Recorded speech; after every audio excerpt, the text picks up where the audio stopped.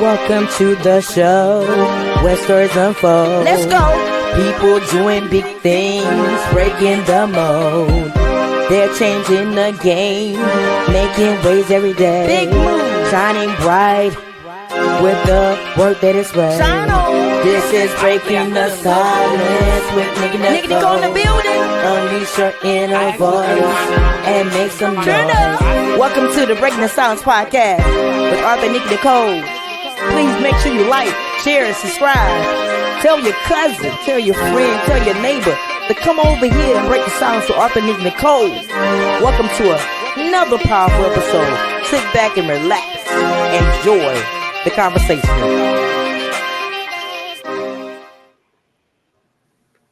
Hey everyone, welcome back to another episode of Transformation Tuesday.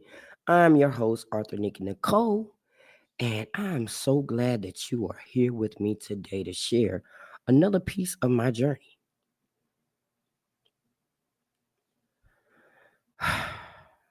So today's topic is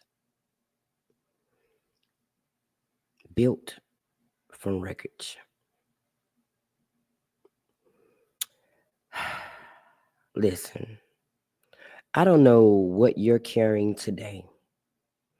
But if you've ever felt like life knocked the wind out of you, or if you've ever had a moment where everything stopped and nothing looks the same afterwards, then you're in the right place. Today, I'm opening up about something real, something that nearly shook literally the life out of me. At a time, I spent almost a month in the hospital, scared, confused, and honestly, just trying to figure out what was happening to me. I first found out I had sarcoidosis in my 20s, and then I found out that I had congestive heart failure in my 40s. And in those moments, I felt like everything I thought mattered, it just shifted. But you know what? That wreckage became the foundation of something stronger, something bigger than I ever imagined. That pain gave me a new perspective over life. It changed me in ways that I never could imagine. And I want to share it with you because maybe, just maybe, you're in your own wreckage right now.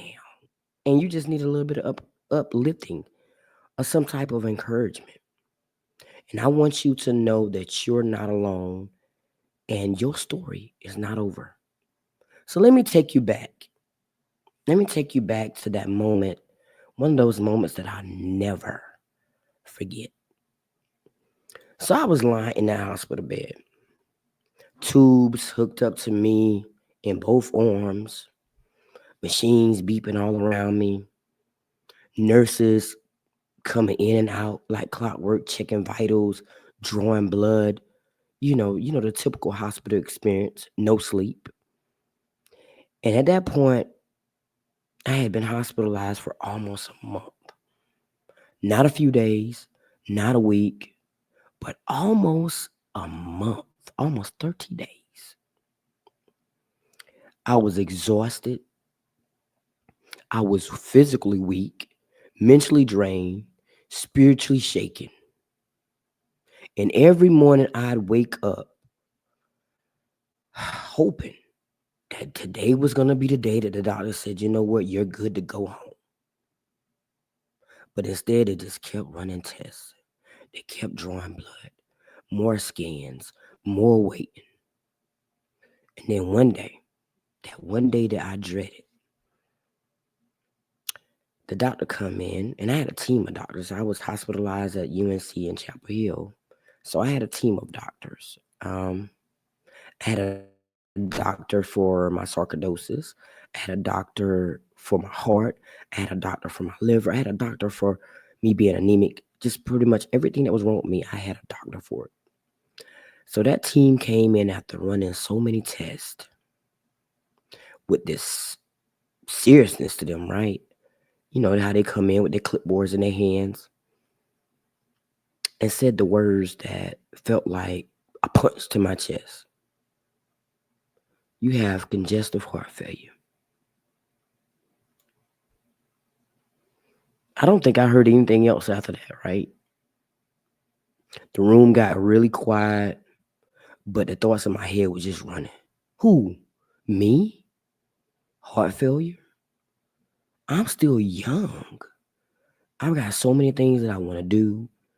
How did I even get here? How does it even happen? I felt like the ground had opened beneath me. I was scared, not just because of the diagnosis, but because now I felt like, life didn't feel guaranteed anymore. That was the moment that changed everything in my life. And as I laid in that hospital bed, surrounded by all these machines, hooked up to the IV, then I realized, you know what, Nikki, you got two choices. Either you're going to give up or you're going to get up. What you going to do? Sometimes the things that break us are the very things that build us. And I used to many days pray for a normal life, a life that, where I can go back to the way things was before all of the diagnosis. But over time, I realized that what I called wreckage was really a wake-up call. It stripped me of all the distractions. It made me confront what I had been ignoring in the stillness. Guess what? I found purpose. I found purpose to keep going. I stopped taking time for granted. I realized that my breath was borrowed and every morning I woke up was a miracle. There's that kind of silence that fills the room when the doctors looks at you and say, now this was the very first time that I experienced the first diagnosis with sarcoidosis. Okay, in this moment, in my 20s, same thing happened, but it wasn't a team of doctors. I was hospitalized in Florence, South Carolina. And the doctor comes in and says, you have sarcoidosis. I didn't know what sarcoidosis was, let alone knew how to say it. I was in my 20s. I had plans. I had goals. It was so many things I wanted to do in my life, and I felt like I haven't made it there yet because I was just starting. And then life showed up with a detour I never saw coming. That moment, it didn't just change my life at that moment of the course of my life. It began a process that would completely rebuild me from scratch. And years later, boom, here comes the congestive heart failure in my 40s.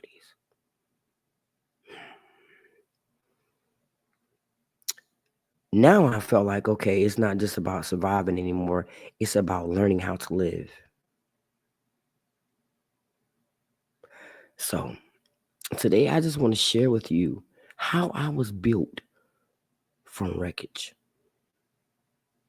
Because sometimes it's not until everything falls apart when you realize you were never truly whole in the first place, right? When I first heard that word sarcoidosis, I'm like, what does this even mean? I didn't know the effects that sarcoidosis could have on me. I just know I had it.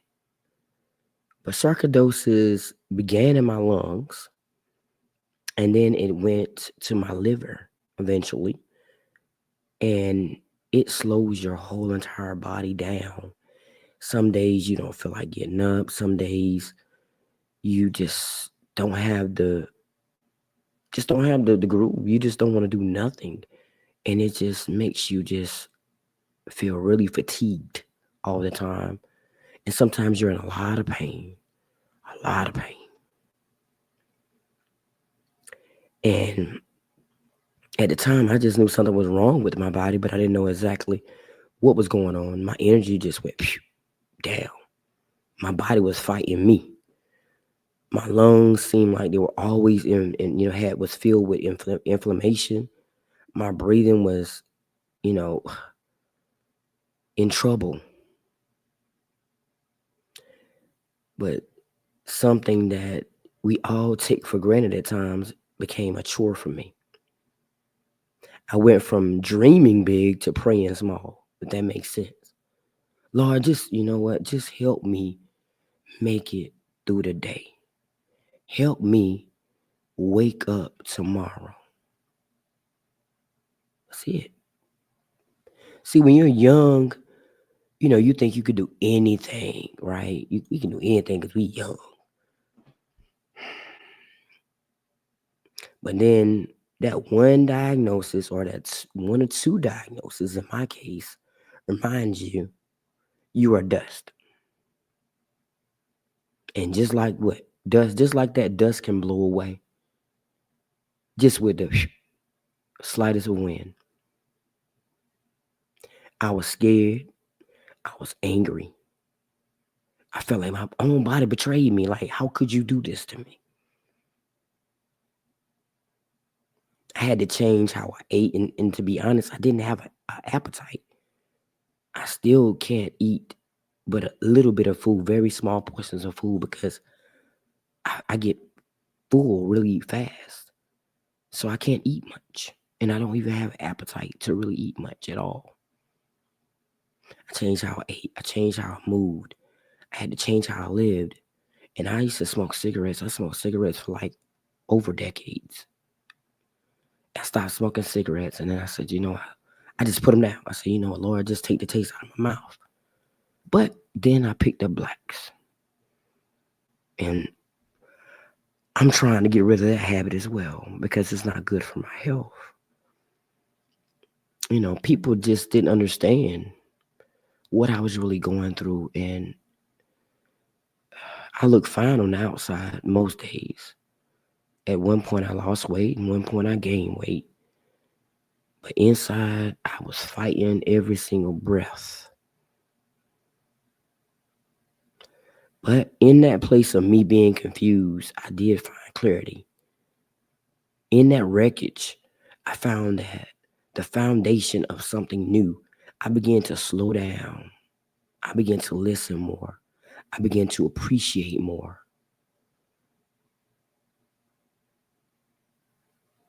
I just got used to the new normal. But see, life is never promised. It's never a promised stability. It's just a promised growth. And growth doesn't come without struggle, right? It doesn't. I lived between storms. I had my good days. But I never forgot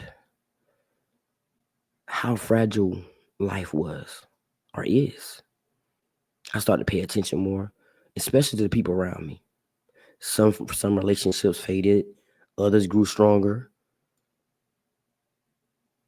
But one thing about illness, it teaches you how to prioritize everything in your life. Not everyone is meant to go with you to that next chapter, and you got to be okay with that. You got to be okay with it. Sarcoidosis and congestive heart failure taught me how to value my time, protect my peace, and live with intention. I thought that was like the biggest lesson life would teach me when I first got sarcoidosis. But baby, when I hit those 40s and that second blow came with congestive heart failure, that's when I realized every breath is borrowed and every day is a gift and every heartbeat is a miracle. A miracle. And when I was hospitalized during that time period, almost a month in UNC, in the beginning, I couldn't even go outside because I couldn't even stand the sight of sunshine at a point. My immune system was really low. I was weak. And I was fighting for my life. That's what it felt like anyway. I was fighting for my life. But It's just something about hearing those words that you have congestive heart failure. You're like, your heart, the organ that keeps you alive, is struggling. And I remember just laying in that bed like, how much more can I take? I had dreams, plans, and now I'm like, how can that even be possible when I'm facing such a serious condition? How can that even be possible?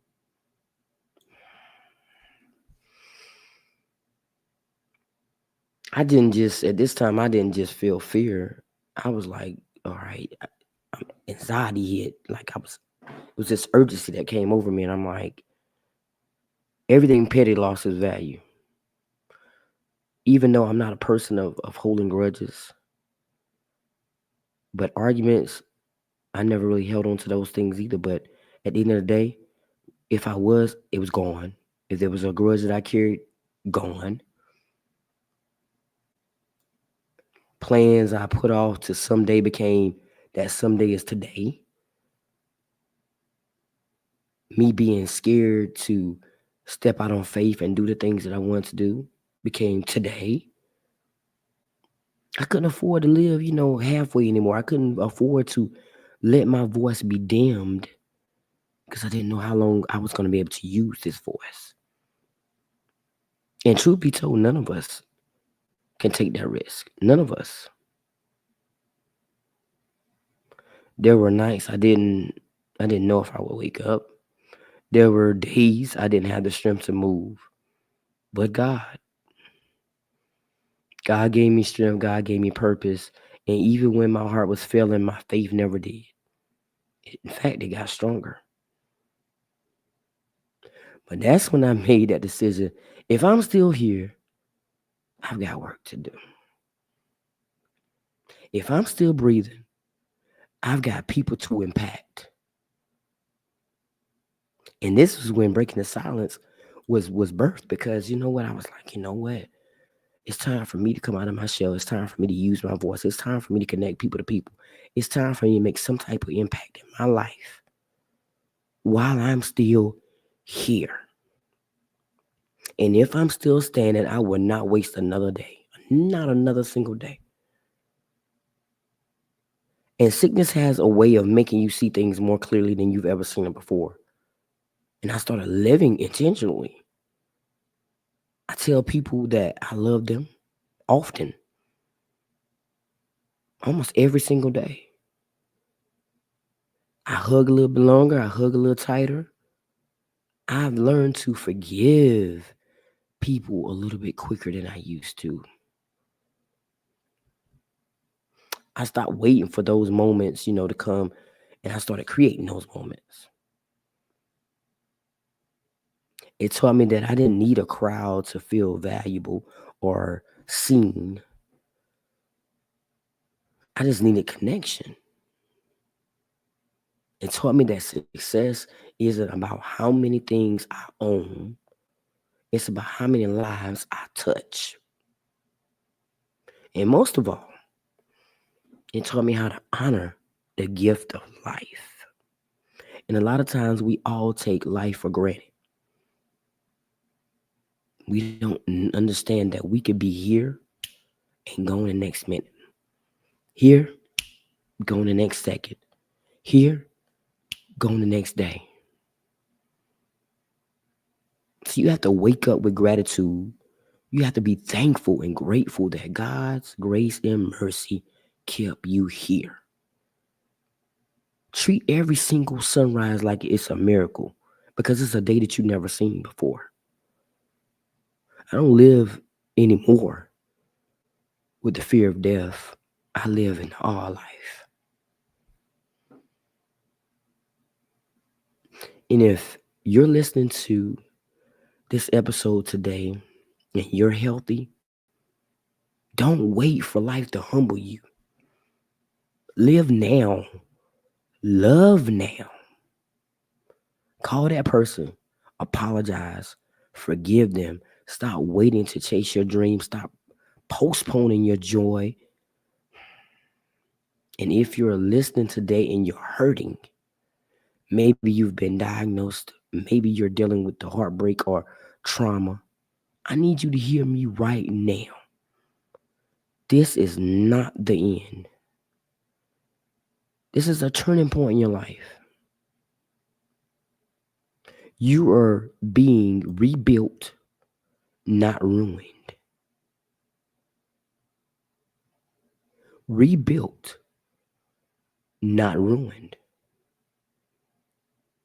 And you are a survivor, and you're going to make it through this one day at a time. Wreckage doesn't mean it's over. Wreckage doesn't mean you're about to be reconstructed. I said that wrong. Wreckage means that you're about to be reconstructed, stronger, wiser, better. John 11:4 says, "This illness is not until death for the glory of God." Your pain has purpose. Your story has power. And your survival is what? Your testimony. Your testimony. So I want to leave you with this today. Live like every single day is your last, because one day it will be, right? One day God is going to call us all to come home. And when that day comes, let your legacy speak louder than your fears ever did. Let people say you lived a life filled with love, purpose, and passion. I was built from wreckage, but I'm still standing. I'm breathing, and I'm grateful. And you, I'm talking about you. You've got time. Use it well. Live, forgive, speak life, and don't just survive out in this world. Thrive. This is your chance to live your life the way God intended you to live it. So thank you so much for tuning into another episode of Transformation Tuesday. And I hope that my words and my experience with illness has touched you in some type of way. Sometimes I believe, and I say this a lot, that God gives his strongest soldiers the hardest battles because he knows that they can handle it. God won't put no more on you than you could bear. He won't. But you have to trust the process, and you have to have faith that he's going to bring you out of anything that you go through. And just be grateful for every single day that comes your way. Be grateful that he woke you up to see another day. Be grateful for the people that are around you. Be grateful that you were the chosen one. And live your life with intention. Love the ones that love you, even the ones that care about you. Just love people. Love the ones that you don't know.